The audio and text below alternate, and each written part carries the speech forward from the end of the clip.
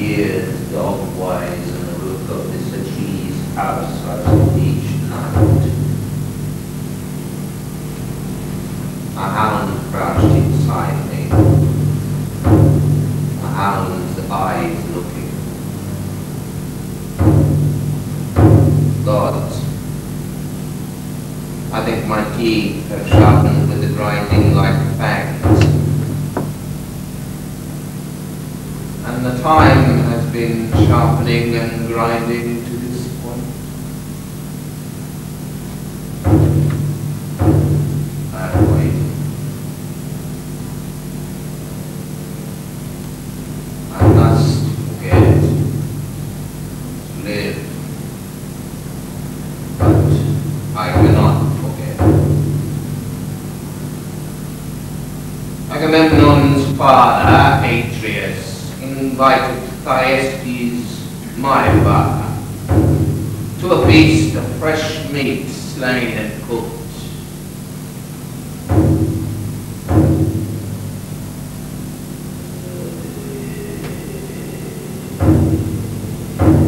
You are rocking under the palace of Atreus, be still.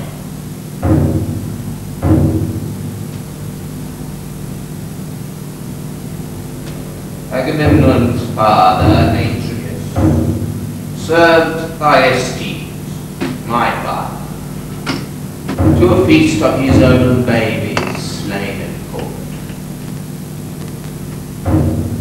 I first did carve off all their hands and feet, then covered up the rest. My brothers, torn off their own bones and sinews in a floating mess. I cannot understand you, Father. You are a sad one to have suspected nothing, taken the first full mouthful.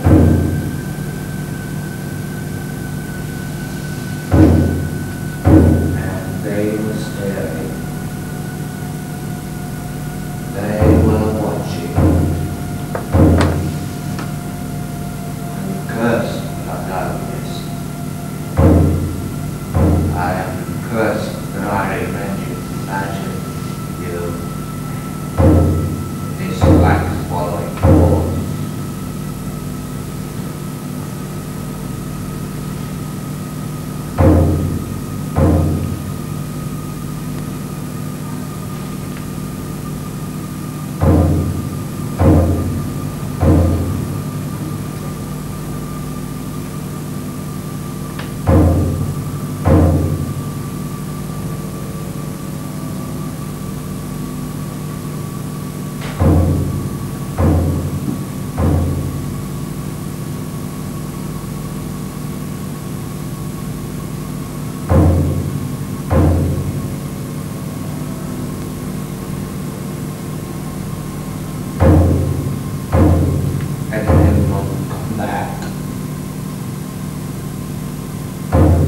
Aeschylus can taste his brother's flesh, his spit breathes.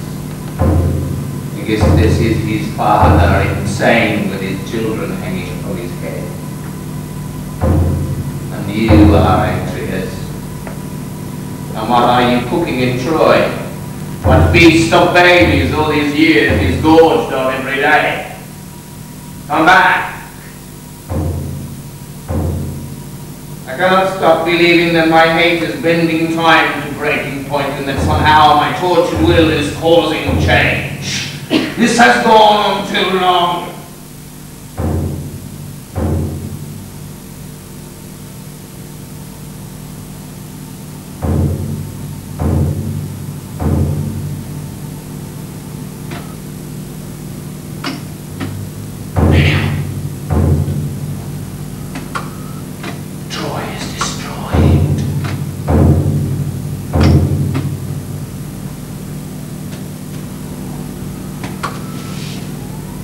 But I've my own life and arrangements.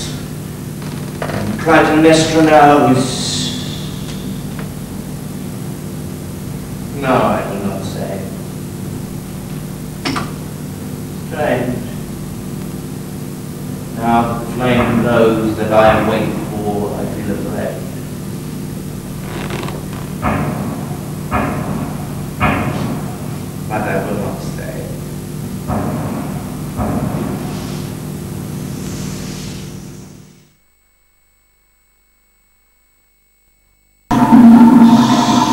home of my fathers, Argive earth I tread upon.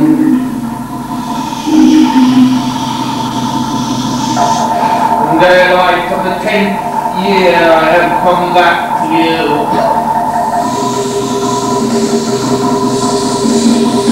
All my hopes broke but one, and this I have at last.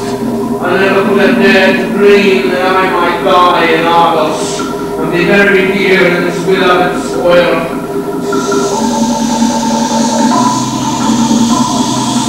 Hail to the Argive land with sunlight, hail to it by sovereign Zeus, and to the Pythian king.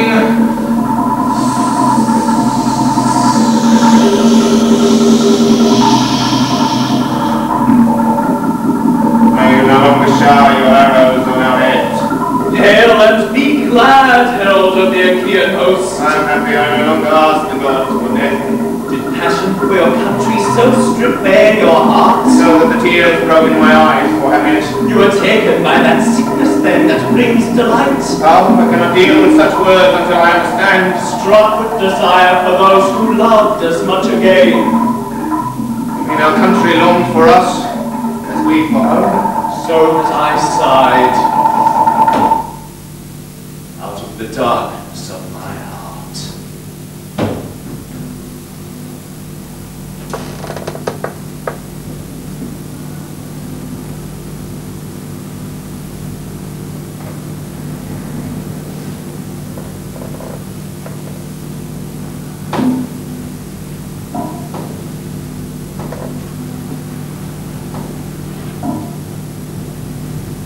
Well, the end has been good.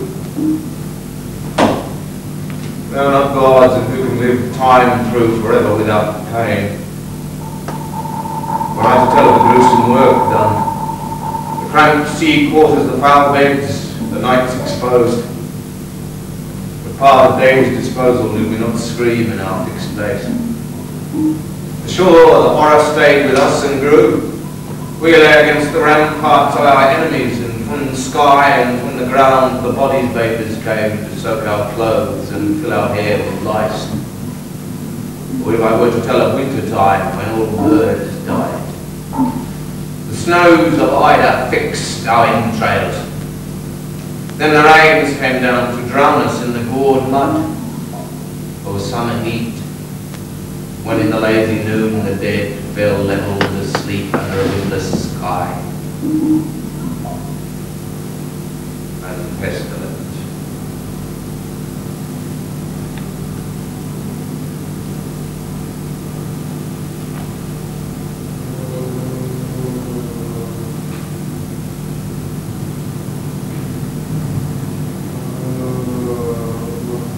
But why live such grief over again? That time has gone for you. And gone for those who died. Glad the story.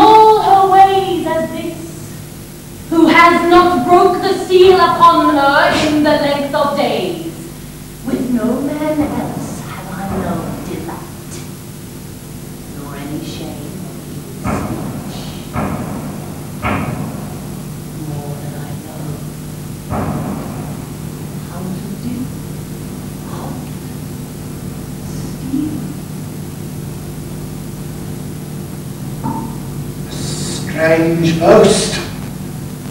Far from others, I hold my own mind. Only the act of evil breeds others to follow.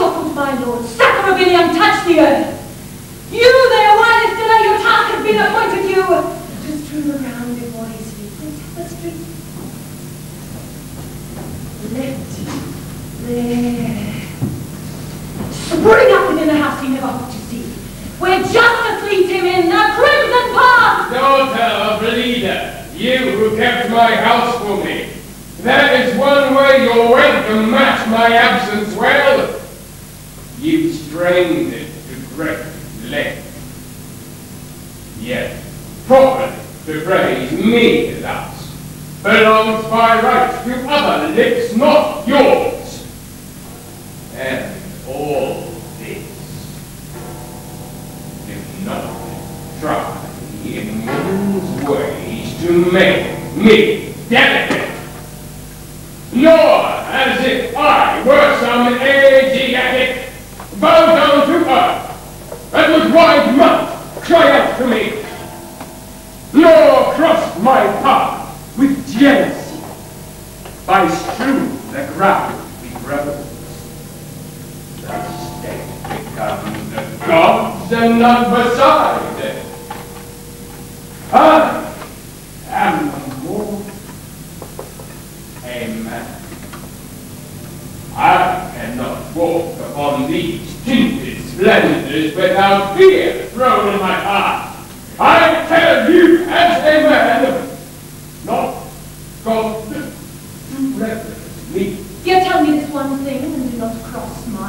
My will is mine, and shall not make it stop for you. It was in fear, surely, that you vowed this course to God. No man has spoken knowing better what he said. If Priam had won as you have, what would he have done?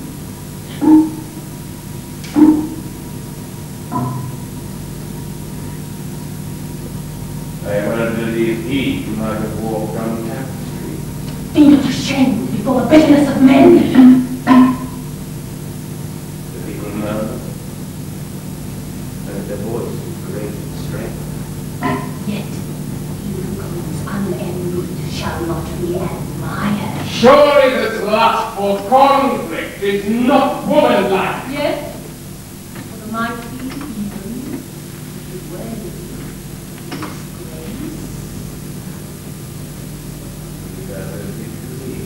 Such as this means so much to you. yield!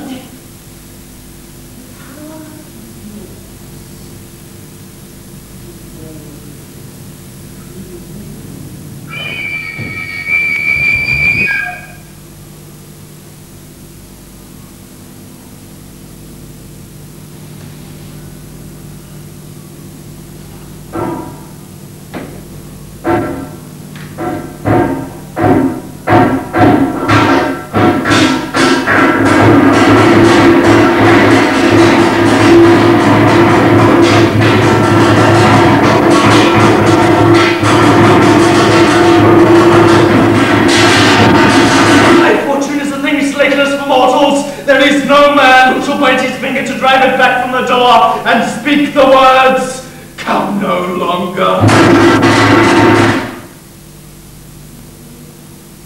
Much have I said before to serve necessity, but I will take no shame now to unsay it all.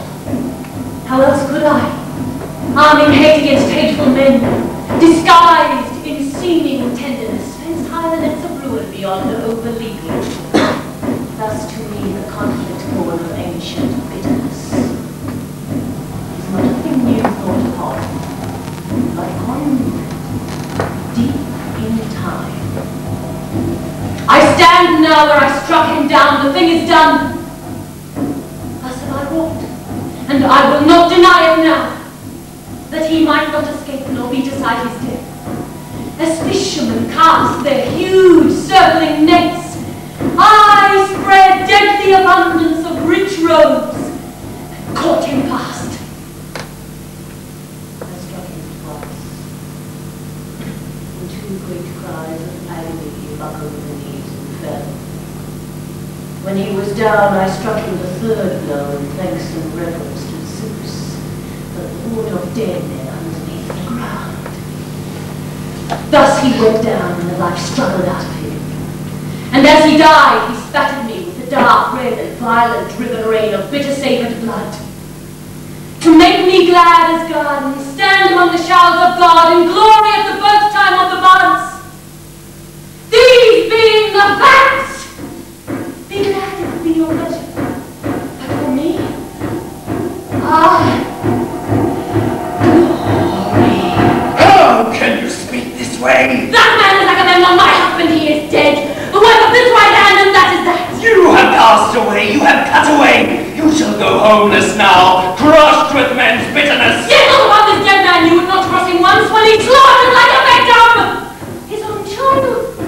My pain grown into love. The red act drives the fury within your brain, signed clear in the splash of blood over your eyes. Your speech is a clamor of pride. My child's justice, driven to fulfillment by her wrath and fury. I sacrifice this man. Oh, that speed without pain and the slow bit of sickness. Oh, that speed without pain and the slow bit of sickness. Oh, that speed without pain and the slow bit of sickness. So that speed without pain and the slow bit of sickness. Oh, that speed without pain and the slow bit of sickness. Oh, that speed without pain and the slow bit of sickness. Oh, that speed without pain and the slow bit of sickness. Oh, that speed without pain and the slow bit of sickness. Oh, that speed without pain and the slow bit of sickness. speed without pain and the slow bed of sickness. Oh, speed without pain and the slow bed of sickness. Oh, speed without pain and the slow bed of sickness. Death could come to me now. Death that forever carries sleep without ending.